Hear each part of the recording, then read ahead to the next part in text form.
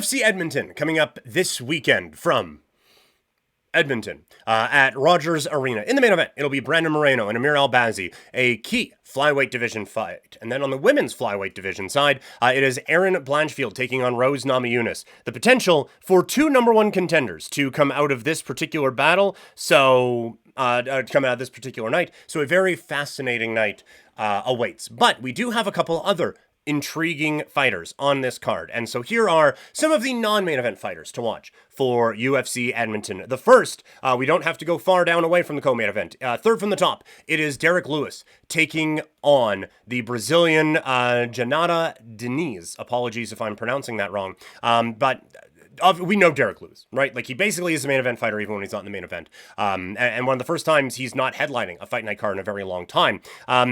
He is going up against Diniz, who at 33 years old, out of Brazil, maybe isn't exactly the up and coming prospect that you may be thinking. But he is a former kickboxer who has competed for Glory and Super Combat as well.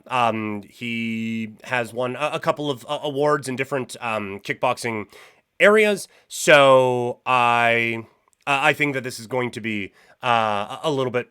I think this is going to be really intriguing when you have a couple of fighters who, at their best, really like to kind of stand and bang. And for Diniz, he has shown that so far. He is 2-0 in the Ultimate Fighting Championship, coming off of a win on Dana White's Contender Series in September of 2023. He picked up a knockout win on the Contender Series, another knockout win before a unanimous decision win back in Vegas a couple of months ago. And so this is a guy who I don't know if he is going to rocket up the rankings in the same way that Alex Pereira did, going from kickboxing to MMA.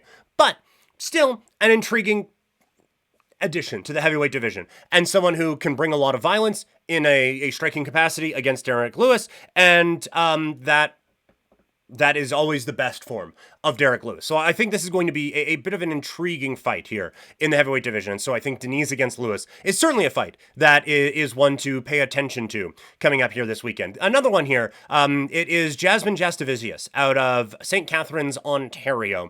She's coming off of back-to-back wins, a Anaconda choke win on January 24th, January 20th of this year, a Anaconda choke victory at UFC 297 in Toronto.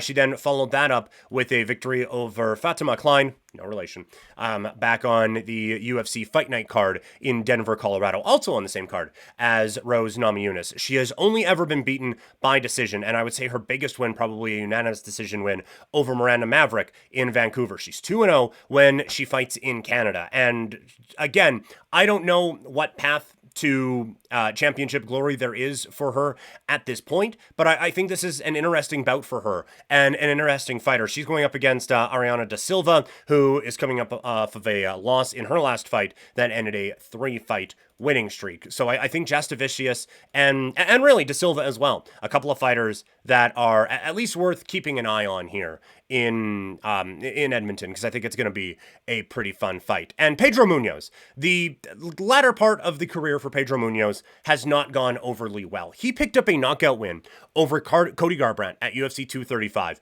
and that put him, I think, in a different stratosphere in his career.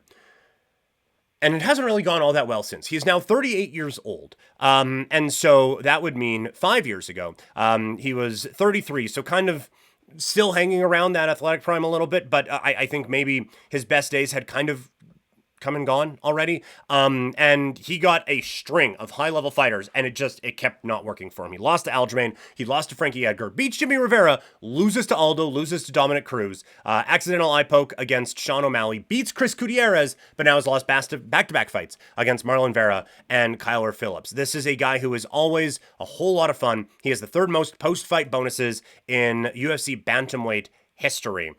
He is one to always bring the violence, and it kind of feels like he entered a stratosphere that he wasn't necessarily prepared for. So, still a talented fighter, just not a championship contender guy or anything like that. He's taking on another Canadian, Ayman Zahabi, who is riding a bit of a win streak of his own, having won 4 fights in a row after losing a couple in the Ultimate Fighting Championship, coming off of a win in his last bout back in March. This is his second fight of the year. And so I think that this is a good test for Zahabi to see where do you rank, because this is Munoz, who again isn't high-level championship caliber guy, but is one you have to beat to show that you can get into that neighborhood. So a few interesting fights coming up at UFC Edmonton here this weekend.